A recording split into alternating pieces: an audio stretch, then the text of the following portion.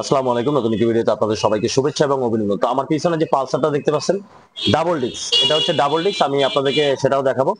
Double disc যাদের আছে শুধু তাদের জন্য নয়, যারা মেকানিক ভাই আছে তাদের জন্য ভিডিওটা হেল্পফুল হবে।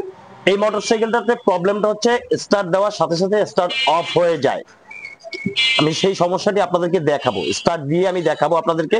একটু অপেক্ষা করুন। এবং অনেকে বলতে পারেন যে হয়তো ট্যাবিডের কারণে হচ্ছে, ট্যাবিড হয়তো টাইট হয়ে গেছে বা বেল পেপে ইঞ্জিনে প্রবলেম আছে, বন্ধ হয়ে যায়। না, এ ধরনের কোনো সমস্যা নেই। সমস্যাটি সম্পূর্ণ অন্যরকম, ব্যতিক্রম একটি সমস্যা। কোথায় এবং কেন আসতেছে, মানে সমস্যাটি কিন্তু সমাধান করতে লাগবে মাত্র আপনার হচ্ছে যে 1 সেকেন্ড। হ্যাঁ, কিন্তু সমস্যাটি বড়, সমাধান করতে 1 সেকেন্ড লাগবে।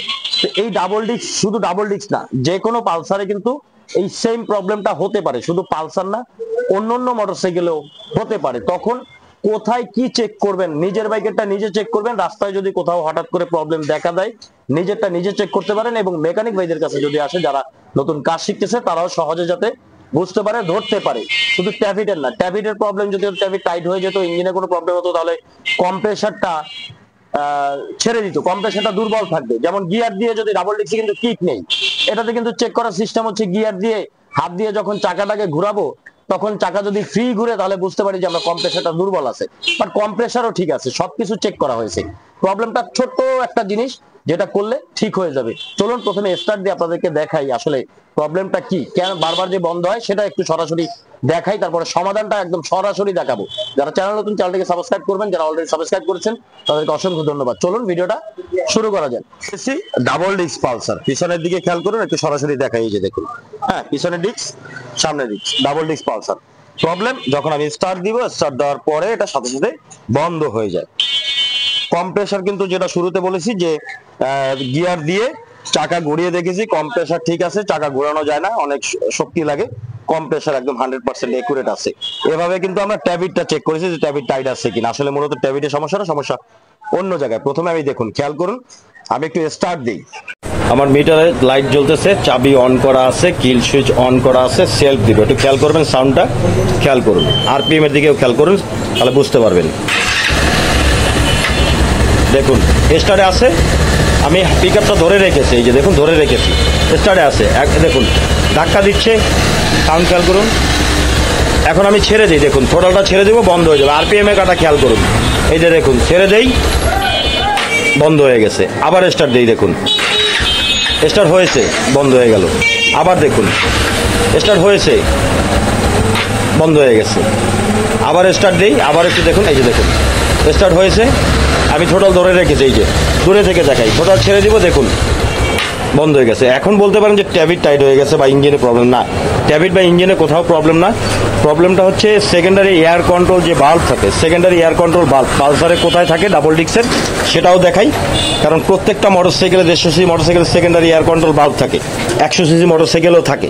তো এই সেকেন্ডারি এয়ার কন্ট্রোল বাল্বের লাইন যদি খোলা থাকে, তখন এই ধরনের সমস্যা হয়, বাইক কিন্তু বন্ধ হয়ে যায়। এখানে খেয়াল করুন, একটু ভিতরের দিকে আমি লাইট দিয়ে আপনার, এই যে দেখুন এখানে এইটা যে দেখতে পাচ্ছেন পালসারে, দেখুন একদম ঠিক হ্যান্ডেল বারের নিচে সামনে, একদম ইঞ্জিনের সামনে, এই যে দেখুন ভিতরের দিকে, এই যে, হ্যাঁ, এটাকে সেকেন্ডারি এয়ার কন্ট্রোল বাল্ব বলা হয়, যেটা বেল্পের গোড়ায় হচ্ছে, যেখান থেকে হাওয়া যায়, ইঞ্জিন ঠান্ডা থাকে। খেয়াল করুন, এই যে লাইনটা, এই যে আমার আঙুলের মাথায় যে লাইনটা আপনারা দেখতে পাচ্ছেন, পাইপটা, এই যে পাইপটা, এই পাইপটা চলে গেছে, দেখুন এই দিক দিয়ে, এই যে চলে আসছে মেরিবুলের কাছে, এই যে দেখুন এইখানে লাগানো থাকে, দেখুন এই যে এই জায়গাটায় পাইপটা লাগানো থাকবে। এই পাইপটা খোলা থাকার কারণে, দেখুন পাইপটা এখানে খোলা পড়ে আছে, এই যে এই পাইপটা খোলা থাকার কারণে বাইকটা স্টার্ট দেওয়ার পরেও স্টার্টে থাকতেছে না, বারবার স্টার্ট বন্ধ হয়ে যায় এবং ধাক্কা দেয়। থ্রোটল বেশি দিয়ে চালানো হচ্ছে, চালিয়েছিল আর কি, যে যখন চালানো হয় তখন থ্রোটল বেশি দিয়ে চালাতে হয়, তা না হলে থ্রোটল ছেড়ে দিলে সাথে সাথে বন্ধ হয়ে যায়। এখন এই যে পাইপটা দেখুন, শুধু পাইপটা খোলা থাকলেই যে হবে তা নয়, এই পাইপটা যদি কোনো কারণে ফাটা থাকে বা ছিঁড়া থাকে, কোথাও মাঝখানে যদি কোথাও ফুটো বা ফাটা থাকে, তখন কিন্তু এখান থেকে হাওয়াটা লিক করবে। যখন লিক করবে তখন কিন্তু বাইক বন্ধ হয়ে যাবে। এটা কিন্তু যে কোনো বাইকের ক্ষেত্রে বলতেছি আমি। এই পাইপটা একটু খেয়াল করুন, এখানে ফাটা আছে, মুখের দিকটাতে একটু খেয়াল করে দেখুন, এই যে দেখুন ফাটা আছে। এই প্রবলেমটা কিন্তু অনেক দিন যাবত খোলা থাকার কারণে তো পরবর্তীতে খুলে গিয়েছে। খোলা থাকা সারা অবস্থায় যখন এটা লাগানো ছিল, তখনও কিন্তু এই ফাটা থাকার কারণে বারবার এই প্রবলেমটা দেখা দিয়েছিল। তো আমি পাইপটাকে একটু কেটে ঠিক করে লাগিয়ে নিয়ে আপনাদেরকে স্টার্ট দিয়ে দেখাচ্ছি। তো এখন খেয়াল করুন, পাইপটাকে কমপ্লিট করে সেট আপ করে এখানে লাগিয়ে দেওয়া হয়েছে, এই যে দেখুন।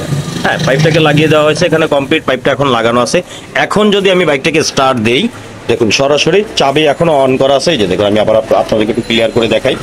অফ করলাম, এখন আমি এই যে চাবিটাকে অন করলাম, খেয়াল করুন কিল সুইচ এই যে অন করা আছে। এখন যদি সেলফটা দেই, এই যে দেখুন, এই যে দেখুন স্টার্ট হয়ে গেছে।